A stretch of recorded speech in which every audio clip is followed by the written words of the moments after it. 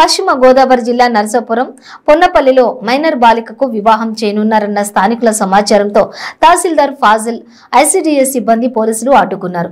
Minor బాలిక పెళ్లి కొడుకు తల్లిదండ్రులకు కౌన్సిలింగ్ ఇచ్చారు.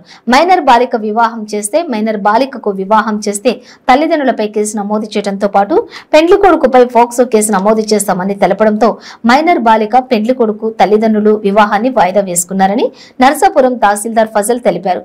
మైనర్లకు వివాహాలు చేస్తే వివాహం చేసిన అందరిపై కేసులు నమోదు చేస్తామని హెచ్చరించారు.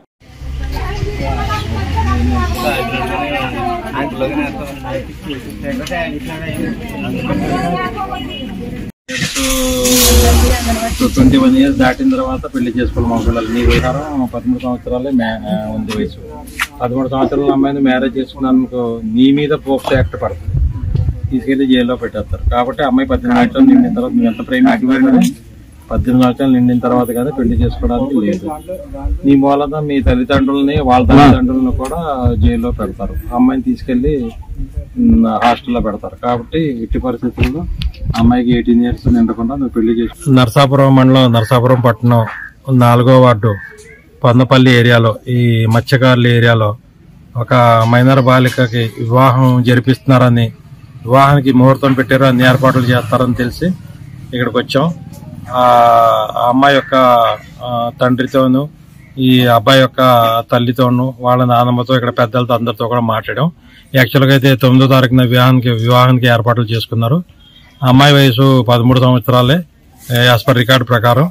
అబ్బాయికి వచ్చి 22 years అవుతుంది. మేము కౌన్సిలింగ్ ఇచ్చిన తర్వాత వాళ్ళు వివాహం చేయమని చెప్పేసి విరమించుకున్నారు. పోలీసు వాళ్ళు కూడా ఉన్నారు, వాళ్ళు కూడా వచ్చి కౌన్సిలింగ్ ఇచ్చారు. ఐసీడీఎస్ వాళ్ళు అందరూ కూడా కౌన్సిలింగ్ ఇచ్చారు.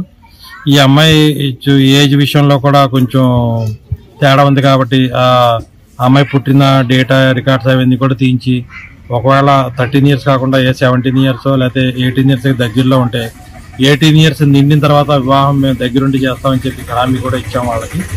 వాళ్ళు కూడా ఒప్పుకున్నారు మైనర్ వివాహం చేయమని. ఒకవేళ చేస్తే మాత్రం అబ్బాయి మీద పోక్సో యాక్ట్ పెడతాం.